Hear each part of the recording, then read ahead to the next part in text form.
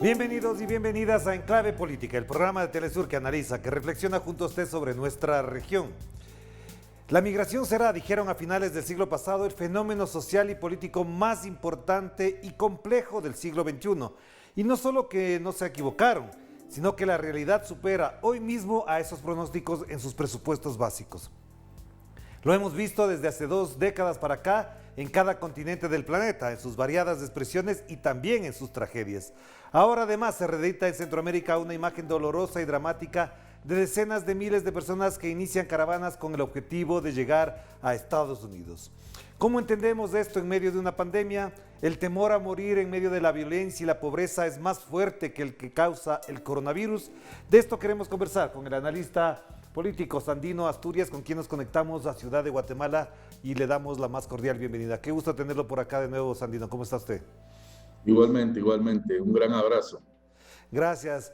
De entrada le haría una pregunta para contextualizar. ¿Cómo entendemos el fenómeno de la migración en Centroamérica en función de lo que decía al principio en la introducción? Es decir, es un fenómeno global que tiene unas causas obviamente estructurales en el capitalismo mundial, pero que también en algunos aspectos ha sido entendido como un proceso que explica lo que significa Estados Unidos para muchas personas.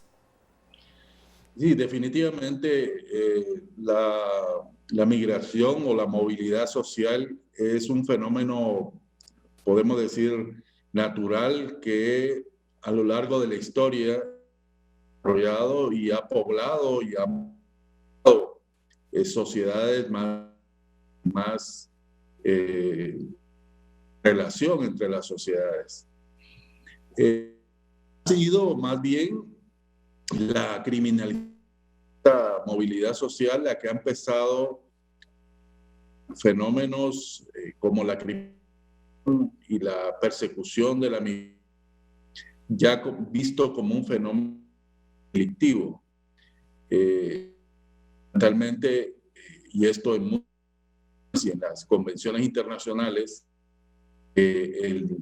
la migración es un derecho humano, es la posibilidad que tiene de moverse del lugar, un mejor futuro o una mejor vida. Sin embargo, hay países, y específicamente hablando del Triángulo Norte de Centroamérica, se han vuelto expulsores de migración. Fracaso del modelo económico, político y social, el modelo neoliberal implantado en los últimos 20 años, es un fracaso de los modelos y ha producido una migración obligada, o sea, de tener el derecho a migrar y buscar mejores condiciones de vida, a una situación de una migración obligada por la violencia y por la situación económica que viven los países. Ahora, agravado por la pandemia ha producido en los países donde ha fracasado los gobiernos en la atención de la pandemia y que además inmovilizó las fronteras, una acumulación de crisis económicas, políticas y sociales que la inmovilidad por casi un año de estas poblaciones que están buscando mejores condiciones de vida o que están siendo expulsadas de sus países. Sí, efectivamente es así como usted lo describe, Sandino, pero habría que hacerse una pregunta también a estas alturas. ¿Por qué Estados Unidos quiere ser el destino de miles de centroamericanos, por ejemplo, tomando en cuenta que hay un muro construido por Donald Trump? La política migratoria de Donald Trump ha sido excluyente, ha sido xenófoba, racista, incluso violenta, encerrando a niños, por ejemplo, en jaulas. ¿Por qué ir para allá? ¿Qué hay en la conciencia? ¿Cómo se explica que esa movilidad tenga como objetivo Estados Unidos?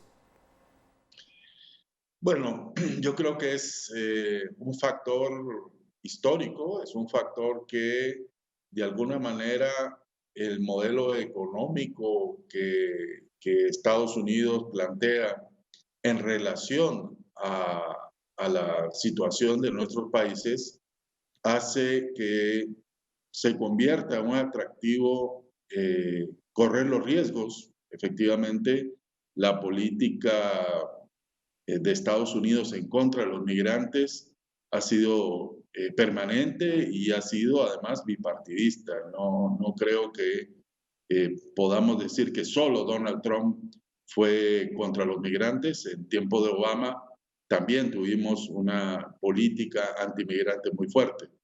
Sin embargo, la situación de la población centroamericana y la crisis económica y la crisis de violencia hacen que esas condiciones de riesgos, esas situaciones de política, esos muros que se crean o muros que gobiernos se prestan a hacer los nuevos muros que detengan la migración, como es el gobierno de Guatemala y el gobierno de México, persistentes como parte de una política nacional, pues definitivamente se convierten en defensores de una política antimigrante que es histórica.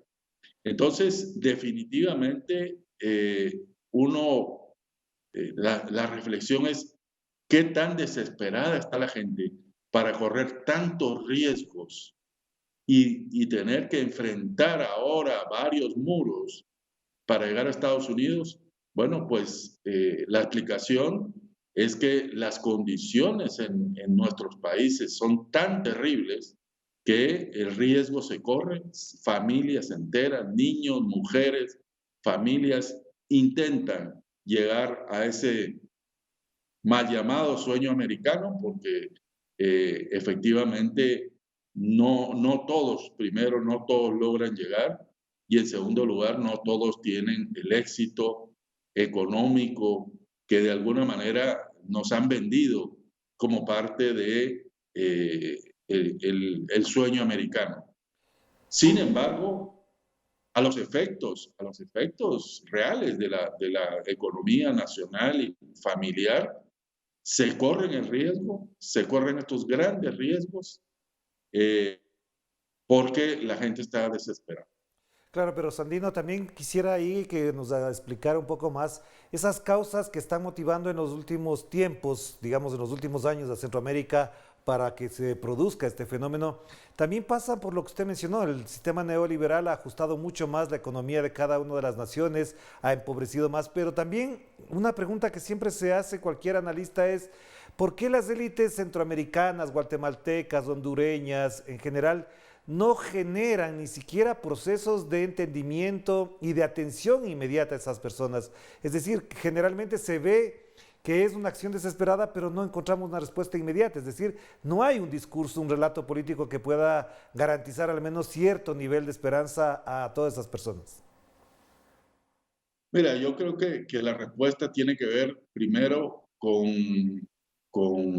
el tipo de nación que se fue construyendo desde la colonia. O sea, el tipo de nación, el tipo de oligarquías, el tipo de país.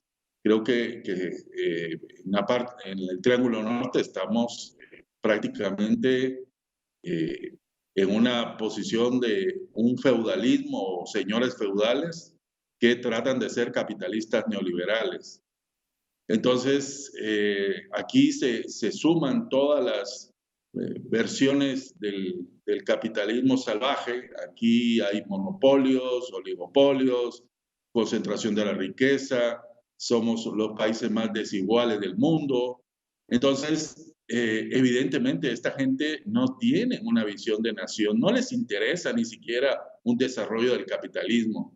Acuérdense que aquí hace 70 años invadieron Guatemala por la amenaza comunista y lo que estaba haciendo Arbenz era un proyecto desarrollista nacionalista y los invadieron porque era desarrollista y nacionalista. Entonces, creo que en esta región se ha acumulado una élite, un ejército salvaje, una élite económica atrasada que ni siquiera la visión de nación, la visión de país, de Estado, ni siquiera la visión de Estado capitalista la tienen. Y esa manera rapaz, esa manera de acumulación de riqueza, esa manera de tener solo una visión cortoplacista, hace que estos países estén fracasados. Son países, estados, estados fracasados que no le dan solución a los problemas nacionales. Entonces, definitivamente, si aquí tuviéramos en Guatemala proyectos de desarrollo, proyectos económicos incluyentes, proyectos hacia el desarrollo del campesinado, del agro, pues no tendríamos esa mirada. O sea, es justamente la manera de rapaz, de acumulación de riqueza, que hace que no tenga viabilidad política como Estado. O sea, estamos en el Triángulo Norte, en los estados fallidos, llamados estados fallidos, en los cuales los estados no están respondiendo a las necesidades. Claro, pero Sandino, también ahí cabría pensar en otra cosa, porque efectivamente esas familias del Triángulo Norte que usted menciona son muy ricas, tienen mucha plata, incluso hay ricos que son más poderosos que algunos estadounidenses, incluso, es decir, es una cosa paradójica, pero es verdad así. Y por eso le preguntaría, ¿también no es responsabilidad de esos sectores, de esos organismos que intentaban de alguna manera la integración regional, centroamericana? Y también le preguntaría hasta dónde, voy a decirlo en estos términos, tiene responsabilidad México en esto, al impedir incluso una mejor relación económica y comercial con Centroamérica antes que con Estados Unidos. Mira, efectivamente, aquí hay como una contradicción histórica, ¿verdad? Nos impusieron un modelo neoliberal y nos impusieron la globalización. La globalización benefició a ciertas familias y ciertas empresas por sobre las sociedades y por sobre incluso sociedades y la pequeña empresa nacional. Pero luego vino Trump a cuestionar también el modelo de globalización. Y todo primero Estados Unidos y de alguna manera México se ha adaptado a ese modelo que también beneficia al pueblo mexicano, sino a las grandes empresas mexicanas que han optado por ese modelo en Centroamérica. En Centroamérica estamos llenos de empresas mexicanas, de mega empresas mexicanas, dando riqueza. Y tampoco tenemos un gobierno que defienda a los migrantes. Yo creo que aquí la reflexión está en los sistemas de integración centroamericana. ¿Qué pasa con el SICA? ¿Qué pasa con los sistemas de integración? ¿Qué pasa con los modelos que deberían estar teniendo una política común? México y Centroamérica deberían tener una política común a favor de los migrantes, porque dependen de los migrantes. Además, la pobreza es paliada en nuestros países gracias a la migración.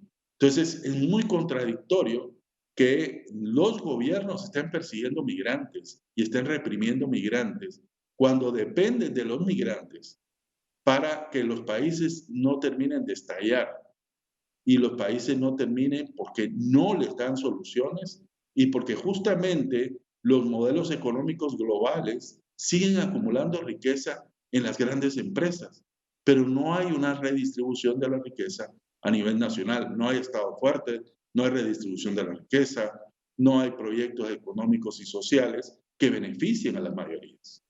Claro que sí, vamos a hacer la primera pausa, Sandino, para volver enseguida para tratar en perspectiva incluso lo que podría significar este año 2021 para la migración y cuál sería el comportamiento de Joe Biden frente a ella. Sí, vamos a ver eso después de la pausa. Vamos a ella.